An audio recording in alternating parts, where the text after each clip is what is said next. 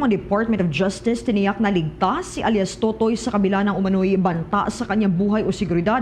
Ang pagproseso naman para maisailalim si Totoy o itong si Julie Dondon Patidongan sa Witness Protection Program minamadali na ngayon ayon yan kay Secretary of Justice Remulla.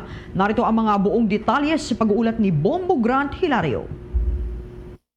Tiniyak ng Department of Justice na nasa ligtas na kalagayan ang lumantad na testigong si alias Totoy o may tunay na pangalang Julie Dondon Patidongan. Ayon kay Justice Secretary Jesus Crispin Remulla, sa kabila ng umano'y inihayag ni Totoy na banta sa kanyang seguridad, pagtitiyak ng kalihim na ito'y ligtas sa kasalukuyan. May proteksyon naman anyang ibinibigay para kay Patidongan upang siguraduhin ang kanyang kaligtasan, lalo pat isa siya sa mga lumantad na testigong hawak ng kagawaran. Bunsod nito'y inihayag pa ni Justice Secretary Remulla na kanilang minamadali na ang pagproseso rito upang maisailalim na si alias Totoy sa Witness Protection Program.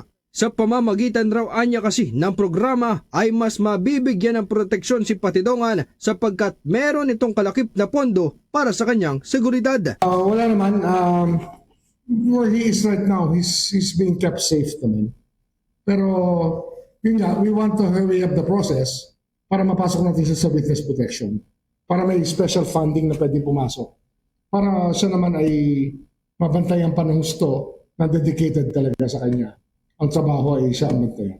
O siya at ang kanyang pamilya. Kanya pang sinabi na sandali lamang raw itong maaaprubahan sa oras na maisampa na sa korte bilang kaso ang mga reklamo kaugnay sa pagkawala ng mga sabungero. Sandali lang yan. Pag na-file yan sa korte, sandali lang yan. It will take a few days only pag na-file yan sa korte. Kaugnay pa rito, umaasa ang naturang kalihim na hindi na tatagal pa at matatapos na ang isinasagawang evaluation ng prosekusyon ng kagawaran sa mga reklamong inihain ng mga kaanak kontra sa umunoy mastermind. Sa kasalukuyan kasi ay nasa evaluation stage pa ang mga reklamong murder at serious illegal detention na isinumite sa Department of Justice kaugnay sa pagkawala ng mga sabungero. Sana, yes. We will be, hopefully, matatapos na ba ito?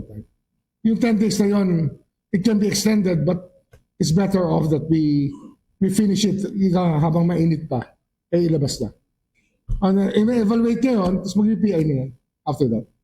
Papadala nga ng sabina para sa mga mananagot at dapat sumagot. Mula dito sa Department of Justice, ito si Bombo Grant Hilario, and this is Bombo Radio Philippines, the #1 and most trusted source of news and information. Basta Radio, Bombo! For the most trusted source of news and information, visit our website at www.bomboradio.com. Follow us on Bombo Radio mobile app, Facebook, YouTube, TikTok, and X, formerly Twitter. Like, share, and stay connected. Anytime, anywhere.